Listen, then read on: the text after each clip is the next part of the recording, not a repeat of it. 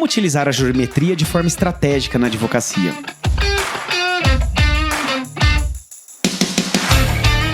Eu sou o Leandro Ramos e esse é o Juridicast, seu podcast de marketing e negócios jurídicos. No episódio de hoje, vamos explorar uma ferramenta que está revolucionando a forma como os advogados abordam suas estratégias de crescimento, a jurimetria. Com ela, muitos advogados podem mergulhar em dados processuais e estatísticas para obter insights valiosos sobre como melhor atender seus clientes e até identificar oportunidades de crescimento. Mas como utilizar essas informações de maneira ética e eficaz? Para responder essas perguntas, convidamos a Daniele Vieira, que é coordenadora de sucesso do cliente da Turivius, uma plataforma que oferece soluções em jurimetria. Daniele, seja bem-vinda ao Juridicast. Muito obrigada pelo convite. É uma honra estar aqui. Daniele, para a gente entrar no nosso tema, como que você explicaria a jurimetria para um advogado que ainda não está familiarizado com esse conceito? Bom, a jurimetria nada mais é que uma análise de dados e estatísticas judiciais. Tá.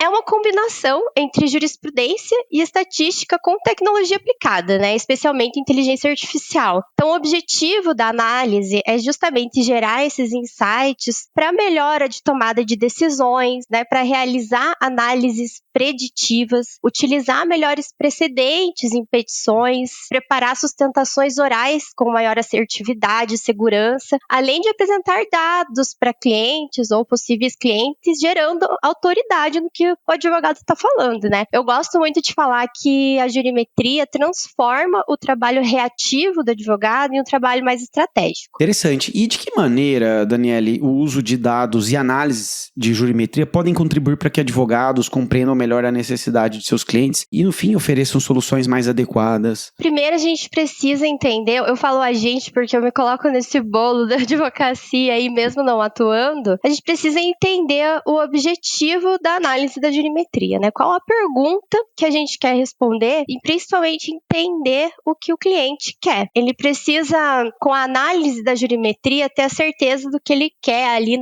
nessa resposta. Aqui, a gente sempre pergunta, por exemplo, quando o cliente entra, qual é o objetivo dele, o que ele precisa para atingir aquele objetivo. E com isso, a gente traça uma estratégia. E é aí que entra a jurimetria, né? Então, com a jurimetria, o advogado consegue, por meio de dados reais, né, mais precisamente a classificação das decisões ali como favorável ou desfavorável, saber, por exemplo, o êxito remoto de uma ação.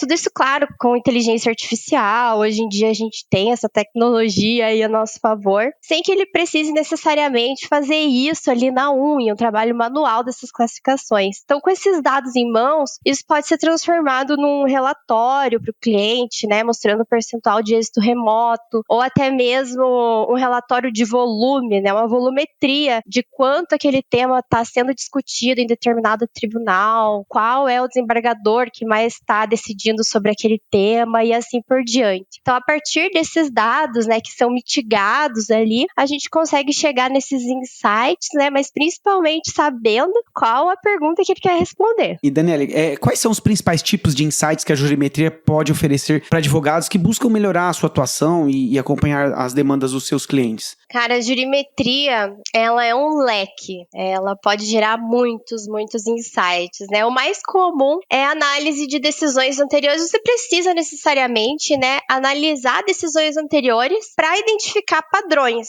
né? Tá. Então, esse é o primeiro insight. Você vai identificar o padrão das decisões. E você vai identificar também a falta de padronização dessas que também ocorre, imagina, né?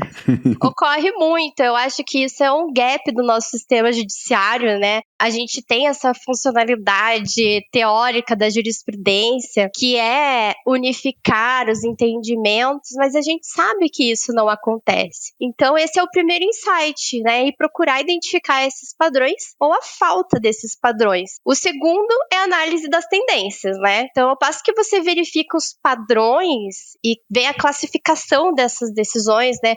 Quando eu falo classificação, eu digo favorável ou não favorável, você já tem a tendência dos tribunais com relação a algum tema. Então, eu já sei que, por exemplo, sobre PIS e COFINS lá no direito tributário. Eu sei que o TRF4, ele é mais favorável e o CARF não é tão favorável assim, ele é menos favorável. Mas eu sei que no CARF existem desembargadores diferentes que um decide mais favorável e que o outro não, o outro é menos favorável. Então eu consigo aplicar essas teses diferentes e mostrar para o judiciário, olha, tá acontecendo alguma coisa aqui, a gente precisa reverter esse quadro, essa divergência de entendimento, né? Ok. Depois, sabendo dessa tendência, você já tem uma probabilidade também de êxito remoto. Então, você vai conseguir falar ali para o seu cliente, olha, aqui a gente tem 70% de chance de ganhar em primeira instância, mas em segunda instância a gente pode perder com certeza ali 80%. Então, você já consegue dar essa probabilidade, né? Ainda existe um insight de volume de decisões, né? Então, é possível você verificar quais tribunais mais decidem sobre determinado tema. Então, imagina que um escritório, ele tem uma atuação nacional. Ok. Mas ele tá bem paradinho ali no tribunal dele, ali no estado dele, que é mais confortável. TJ Santa Catarina, por exemplo, ele tá ali. Ok. Mas, quando ele vai e faz uma pesquisa jurisprudencial, ele percebe que, poxa, eu tenho uma grande demanda desse tema lá no Rio Grande do Sul e no Paraná também. Eu vou estender esses meus serviços para esses estados, né? Eu tô aqui muito parada, eu tô fechada no meu estado e eu poderia estar lá em outros estados também fazendo atuação desse tema. Então, com a volumetria também é possível ter esse insight. Então, ainda quando a gente fala dessa volumetria, dessa possibilidade da análise volumétrica, a gente tem um caso bem interessante aqui de um escritório de grande porte que queria alcançar uma empresa do ramo automotivo, né? E eles queriam demonstrar para essa empresa quantos processos eles tinham com relação à responsabilidade civil e danos materiais e danos morais. Bom, o que a gente fez, né? Como tudo envolve a pesquisa jurisprudencial, a gente utilizou até do próprio ChatGPT, foi lá e criou um prompt para ele nos dar as melhores palavras-chave de busca para a gente encontrar essa jurisprudência e conseguir fazer uma volumetria. Diante disso, a gente fez a busca e aí a gente conseguiu gerar gráficos ali da onde estavam surgindo mais ações, né? Qual é o estado que estava demandando mais. A partir disso, você já consegue pegar o desembargador que mais decide e fazer também uma classificação, né, daquelas decisões. Olha só, aqui no TJ Paraná, com o desembargador tal, vocês estão perdendo tanto e tanto e tanto. Então, se tivesse sido usada essa tese aqui, vocês teriam ganhado, né? E comigo, isso poderia ter acontecido. Então, a gente tem vários insights aqui com a jurimetria que a gente pode utilizar no nosso dia a dia. E Daniele, a partir dos exemplos que você nos trouxe aqui, eu gostaria de saber se é possível também utilizar a jurimetria para antecipar movimentos processuais e, no fim, ajudar os advogados e advogadas a se prepararem de forma mais estratégica para os casos em andamento? Claro, com certeza. A gente tem um caso bem recente aí, que foi o caso da Uber, inclusive, né? A Uber, por meio da jurimetria, identificou processos que eles perderiam. E eles anteciparam essas decisões contrárias a eles, oferecendo acordo aos reclamantes, isso na área trabalhista, né? Então, assim, eles diminuíram os custos processuais de uma forma gigantesca. Depois, o Ministério Público do Trabalho até ajuizou uma ação contra a Uber e perdeu. Então, a juíza, ela afastou, eles alegaram, né, que tinha havido a manipulação da jurimetria. Então, a juíza afastou essa alegação justamente por conta das diferentes interpretações e entendimentos dos julgadores, né? Então, além de você conseguir trazer essa previsibilidade, né, você saber quanto você vai ganhar, qual a probabilidade de você ganhar ou perder, você ainda consegue tomar ações diante disso, né? Okay. Eu posso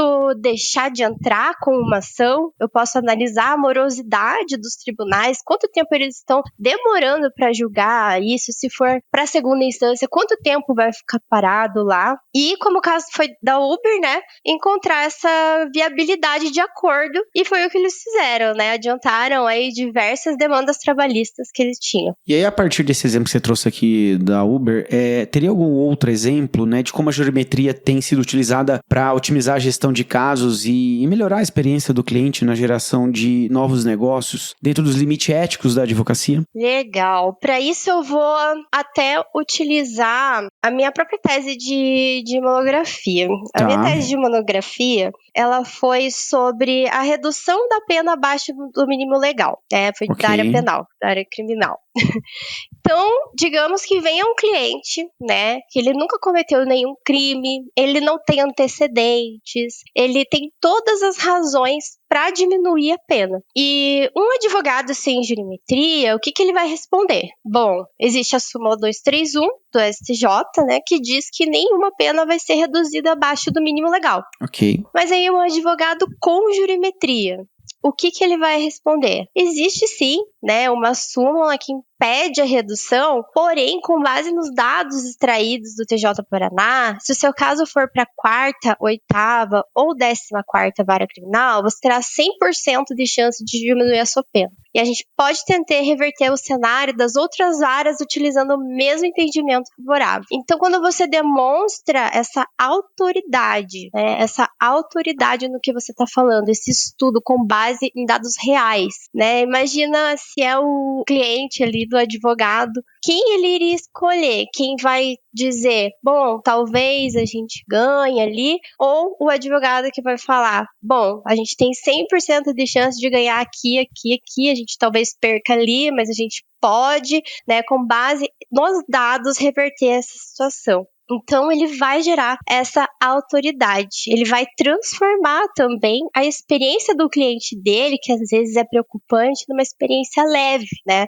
Ao passo que você leva dados reais, sejam eles bons ou às vezes até ruins, você evita essas frustrações do cliente no futuro. Para a geração de novos negócios, a jurimetria, ela dá essa autoridade, né? Muito parecido até com o que o marketing faz por meio de publicações nos sites, né? Quando o advogado publica artigos no site institucional dele, é justamente para o futuro cliente dele entrar naquele site e ver que ele domina sobre o assunto, né? A jurimetria, ela vai fazer isso. Então, aqui muitos escritórios, né, nossos clientes, eles têm um setor comercial, que eu acho isso muito importante, porque às vezes as agências geram oportunidades e os advogados acabam perdendo, né, negócios por não terem pessoas, às vezes, para responder um WhatsApp, né, uma conversa ali ou agendar uma reunião, porque o advogado, ele faz tudo, né? O advogado, ele faz a petição, ele vai para as audiências, ele vai fazer uma sustentação oral, ele viaja para Brasília. Então, eu acho bem interessante os escritórios terem um setor comercial. Então, o que os clientes fazem aqui? Eles já vão para uma reunião com esse possível cliente dele com um relatório de jurimetria preparado para aquele tema que ele precisa, né? Então, ele já vai com uma análise jurimétrica do assunto que atraiu aquela oportunidade para o advogado e já demonstra que ele possui os melhores recursos para tratar daquele caso, né? E aqui, os recursos são os dados. Então, o advogado utilizando de dados públicos também para análise de jurimetria, como a própria pesquisa jurisprudencial, ele não vai interferir no código de ética. E aproveitando esse tema do código de ética, Daniele, né, eu queria aprofundar um pouco essa discussão, né? Quais são as principais preocupações éticas, né, sobretudo com o provimento 205/2021 da OAB, que os advogados e advogadas devem ter ao utilizar a jurimetria para direcionar suas estratégias de aproximação e de atração de novos clientes? Bom, acho que a principal preocupação aqui é não prometer nenhum resultado, né? Tá.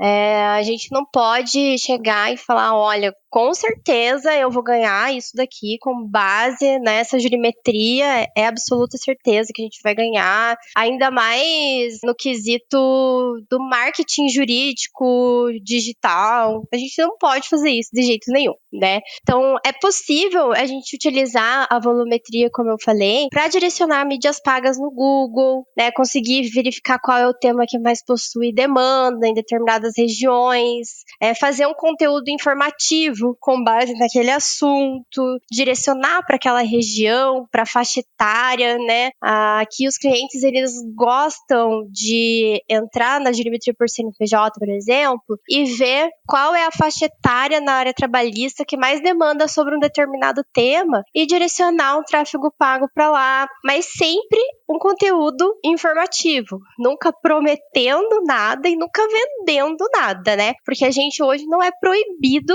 de informar. A gente só não pode prometer resultados. E, Daniele, pela sua experiência com esse assunto, quais são as principais barreiras e até desafios que os advogados enfrentam ao adotar a jurimetria em seus escritórios? E mais, como superar esses desafios, né? Ótima pergunta, tá? Então, nós aqui como time de pós-venda, a gente tem essa função justamente de adaptar aí os escritórios a essas novas tecnologias, né? Dentre elas o uso da jurimetria. Então, eu acredito que a principal barreira é o próprio uso da tecnologia, né? Todo mundo sabe, todo advogado sabe que quer utilizar a jurimetria, mas ele não sabe ainda como. Então, a jurimetria é algo novo, está crescendo agora, né? Com o hype da inteligência artificial. E o direito em si, ele demorou para avançar nesse quesito, né?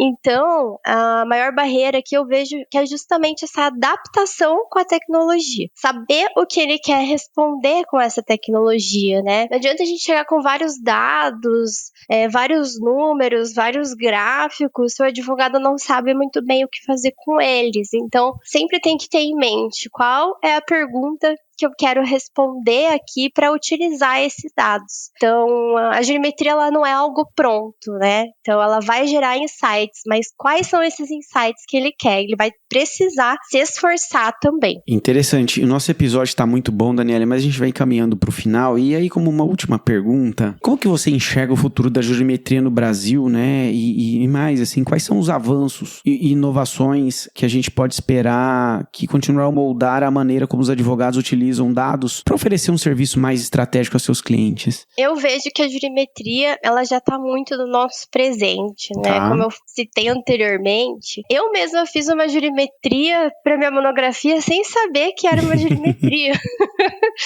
O ministro Alexandre de Moraes utilizou da jurimetria para dar o voto dele, né, com relação ali à descriminalização da maconha. Então, a jurimetria ela já está presente na advocacia, no direito como um todo. Então, o que a gente pode esperar? Que ela melhore, né? Então, com o aumento da procura e do engajamento dos advogados pela inteligência artificial, a gente pode esperar que a jurimetria vai ser toda automatizada, né? Que a gente vai conseguir separar isso por temas, por pedidos, classificação de favorabilidade, que é algo que a gente já faz aqui, provido ou não provido, volume. Enfim, a gente vai ter uma jurimetria muito mais completa e automatizada. E ela pode capturar qualquer tipo de dado público das decisões. Então, você imagina o leque de possibilidades que a gente tem aqui, né? Separar por áreas, por tipo de recurso, tipo de processo, desembargador, juiz, câmara. Então, são tantas camadas ali. Então, eu vejo um futuro ótimo aí para a jurimetria e ela já é o presente, ela só tende a melhorar.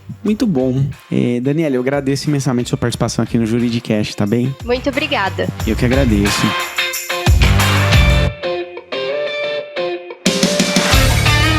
E você, ouvinte, se gostou desse episódio, não esqueça de avaliar a gente no tocador de sua preferência. Lembre-se que o Juridicast é produzido pela Agência Javali, especialista em marketing e negócios jurídicos. Vejo você na próxima quarta-feira, às 7 da manhã.